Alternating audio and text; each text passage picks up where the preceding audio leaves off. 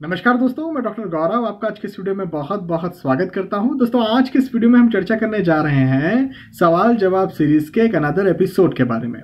दोस्तों, पिछले एपिसोड में हमने एपिसोड नंबर 21 21वें एपिसोड के सवालों को लिया था और उन सवालों की सटीकता के साथ जवाब देने की मैंने कोशिश की थी। आज के इस वीडियो में अगेन हम 21वें एपिसोड के सवालों को लेने जा रहे हैं और उनके सवालों को मैं यहाँ पर लेकर के उनके जवाब सटीकता के साथ अगेन देने की कोशिश करूंगा। दोस्तों, आप सभी का स्वागत है। आप सभी जो भी ज्योतिषी प्रश्न मुझसे करना चाहते हैं वो इस वीडियो के माध्यम से या फिर सवाल जवाब की सीरीज के माध्यम से मुझसे कर सकते हैं। उसका जवाब आपको जरूर से दिया जाएगा।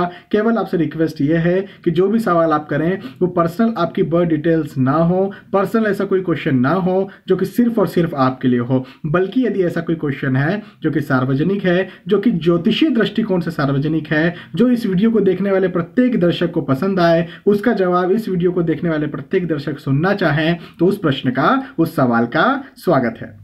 चलिए, आज का पहला प्रश्न जो है वो ले लेते हैं। प्रदीप कुमार जी ये मुझसे सवाल करते हैं कि सर, केंद्रुम योग क्या नेगेटिव ही होता है और मैं कंप्लीटली रिमूव करना चाहता हूं, तो क्या ये पॉसिबल है?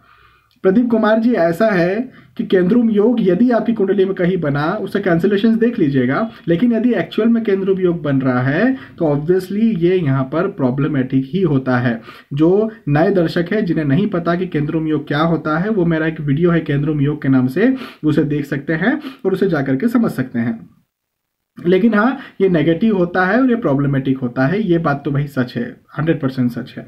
अब आपने कहा कंप्लीटली रिमूव करना चाहता हूं, तो रिमूव तो नहीं होगा। एक बार ये योग बन गया तो ये बन गया, ये आपका भाग्य बन गया, ये रिमूव नहीं होगा। लेकिन हाँ, कुछ उपाय किए जा सकते हैं। उन उपायों के माध्यम से आप इन योगों को एक टेम्पररी जो है उसको कम कर सकते हैं। जैसे कि एक पेन किलर होता है ना, आपको दर्द हो रहा है, आपको दर्द हो रहा है, कोई चोट आई है, आपने भी पेन किलर खाया, टेम्पररी वो कम हुआ, लेकिन कुछ समय बाद फिर वापस से स्टार्ट हो गया, फिर वापस से अगेन आपको खानी है। उसी तरह से रेगुलर बेसिस पे आप इसके जो उपाय जो है वो करते रहिए। आपको जो है जो परेशानियां हैं उसमें जरूर से कमी महसूस होगी। उपायों के लिए आप मेरा केंद्रुम योग का वीडियो देख सकते हैं। प्रदीप कुमार जी के बाद प्रदीप धंडानिया जी उसे कहते हैं कि सर जी, नमस्कार सर जी। नमस्कार प्रदीप जी। ये कहते हैं कि चंद्रमा के विषय में बहुत सी शंकाएं हैं, कृपया समाधान करें। पहला ये कहते हैं कि पापक, वहां पर कोष्टक में लिखा है क्षीण या शुभ, फिर कोष्टक में लिखा है पूर्ण, ये जो चंद्रमा है इसका निर्धारण कैसे करें? यह क्या जातक के जन्म के समय में चंद्रमा की स्थिति के अनुसार होता है या और कोई विधि है? क्योंकि आजकल तो कोई भी देवज्ञ ये जानने की कोशिश ही नहीं करते कि जातक का चंद्रमा कैसा है। सीधा सा यही मान लिया जाता है कि जातक का चंद्रमा शुभ ही है। प्रदीप जी, ऐसा बिल्कुल भी नहीं है कि हमेशा ही चंद्रमा शुभ होता है। कई बार चंद्रमा अशुभ भी हो सकता है। आपके जस्ट पहले वाला जो प्रश्न था वो केंद्रुम योग को लेकर के था और वो चंद्रमा को ही लेकर के है। चंद्रमा के ही द्वारा केंद्रुम योग बनता है। आपकी कुंडली में कितने भी अच्छी जगह पर चंद्रमा बैठे हो, अभी जस्ट मैं कुंडली देख करके उठा हूं, उनकी जो कुंडली थी कर्क राशि, नवम भाव पर कर्क राशि बन रही थी और उसी पर चंद्रमा बैठे हुए। आप सोचिए कितने अच्छे चंद्रमा होंगे, नवमेश हैं, भाग्येश हैं, लेकिन वो केंद्रुम योग की स्थिति में आकर के बैठ रहे थे। तो वो जो है वो दिक्कत पैदा इस तरह के चंद्रमा कर जाते हैं। आपका प्रश्न मेन तो यह है कि शुभ पूर्ण चंद्रमा और क्षीण या पापी चंद्रमा को कैसे पहचाना जाता है, इसका निर्धारण कैसे किया जाता है? देखिए, शुभ होना और अशुभ होना ये एक अलग बात है, और पूर्ण होना और पूर्ण न होना ये अपनी एक अलग बात है।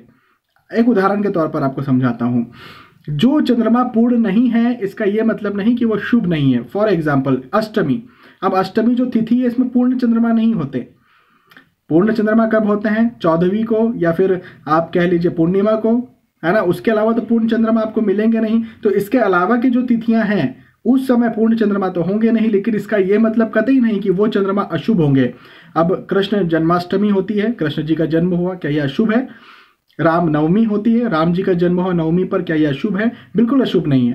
तो पूर्ण चंद्रमा हो वो शुभ होता है, सही बात है, लेकिन पूर्ण चंद्रमा नहीं है तो वो अशुभ हुआ, ये मानना बिल्कुल पूरी तरह से गलत है।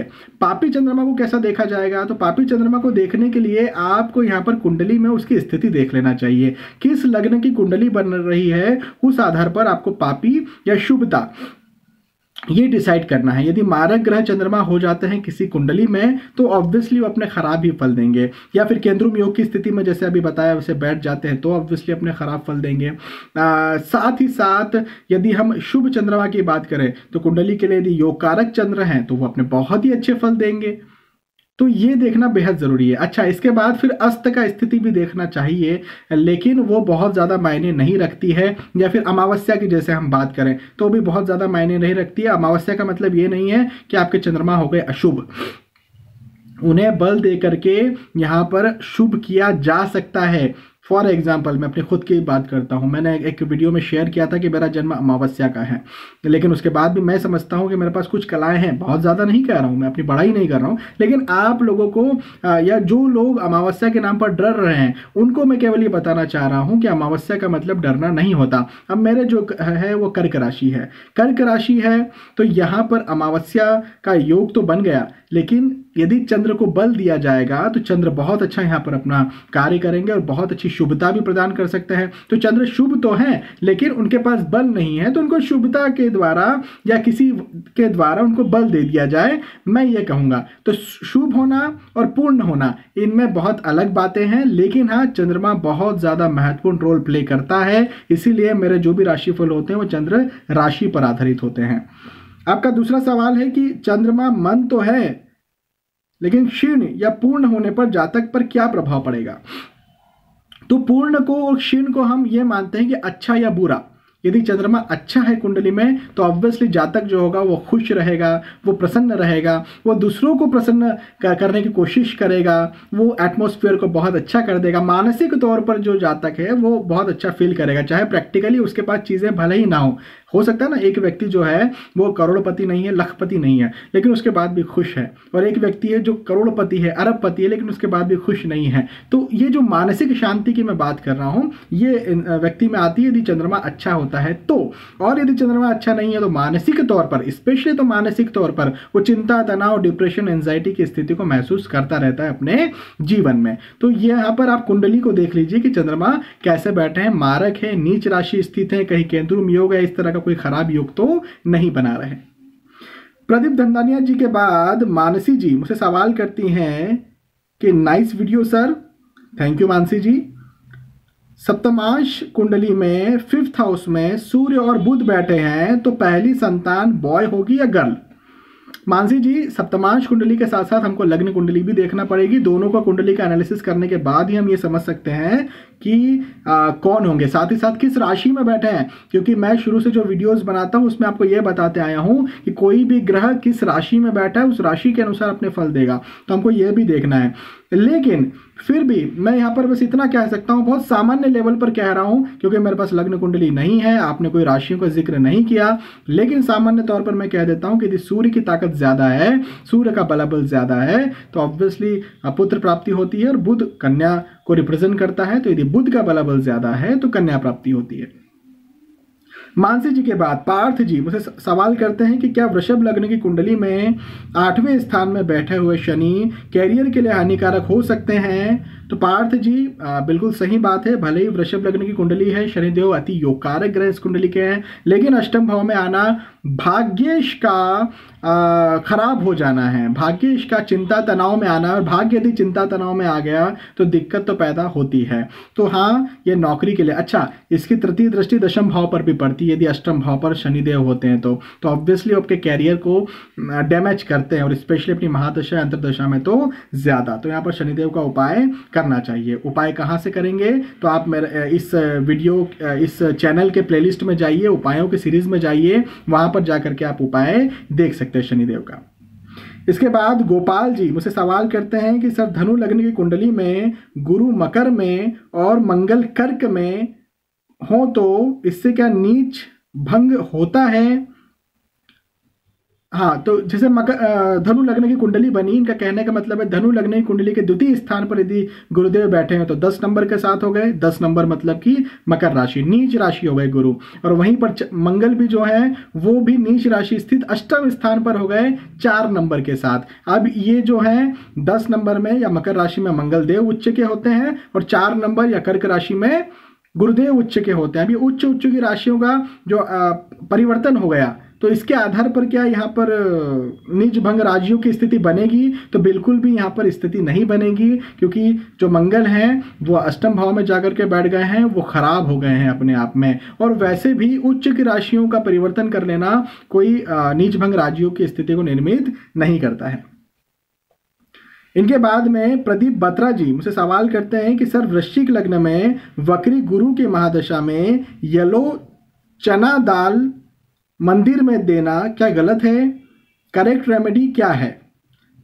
देखिए, वृश्चिक लग्न यानी 8 नंबर लग्न पर लिखा है, इस लग्न की कुंडली में गुरुदेव योग कारक ग्रह होते हैं। तो सामान्य तौर पर यदि गुरुदेव कहीं अच्छे बैठे हैं, आपने यहाँ पर यह जिक्र नहीं किया कि गुरुदेव आपकी कुंडली के लिए कैसे ग्रह हैं। यदि गुरु कहीं अच्छे बैठे हुए हैं बृहस्पति, तो उनका दान नहीं किया जाना चाहिए, गलत है। लेकिन हाँ, यदि गुरुदेव कहीं खराब बैठे हुए हैं, कहीं दूषित है, तो जरूर से आप उनका दान कर सकते हैं और बिल्कुल किया जाना चाहिए। यदि उनकी महादशा चल रही है और वो खराब है तो अच्छे में दान नहीं किया जाना चाहिए। दूसरी बात ये कि मंदिर में दान देना गलत है क्या? चना दाल तो आप दे सकते हैं यदि बृहस्पति खराब है, लेकिन क्या मंदिर में दान देना गलत है क्या? तो ऐसा बिल्कुल भी नहीं है। आप बिल्कुल मंदिर में जाकर के रखें, मंदिर में जाकर के दें। मैं कई बार लूटपाट के खिलाफ मुहिम छेड़ता रहता हूं, अगेंस्ट बोलता रहता है। उसका ये मतलब कतई नहीं है कि आप मंदिरों का सहयोग ना करें, आप अच्छे संत महात्माओं का सहयोग ना करें। ये बिल्कुल भी मेरा मोटो नहीं होता। मेरा मोटो ये होता है कि जो अंधविश्वास फैलाते हैं, जो लूटपाट करते हैं, उनके खिलाफ उनका सहयोग आपको नहीं करना चाहिए, उनसे आपको नहीं डरना चाहिए।